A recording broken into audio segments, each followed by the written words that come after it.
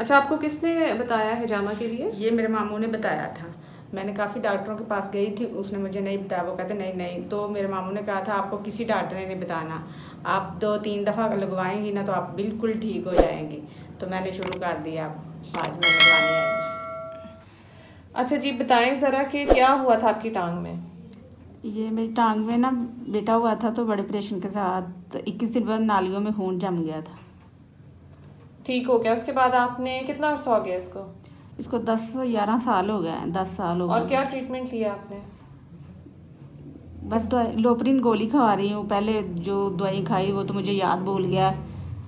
5-6 साल मैंने दवाई खाई नहीं थी, फिर अब ज़्यादा मसला बनना शुरू हो गया, प्लेट सेल ज़्यादा हो गए और ये टांग में दर्द होता है थोड़ा थोड़ा। यानी कि आपने, और मुझे चक्कर आते हैं सर को।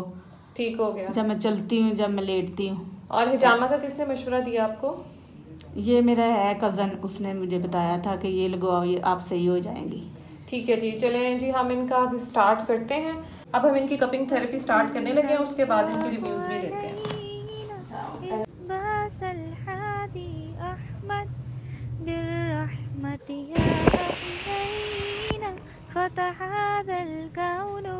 अच्छा जी, अभी हमने इनका हिजामा किया है और आप बताएं कि आप कैसा महसूस कर रही हैं?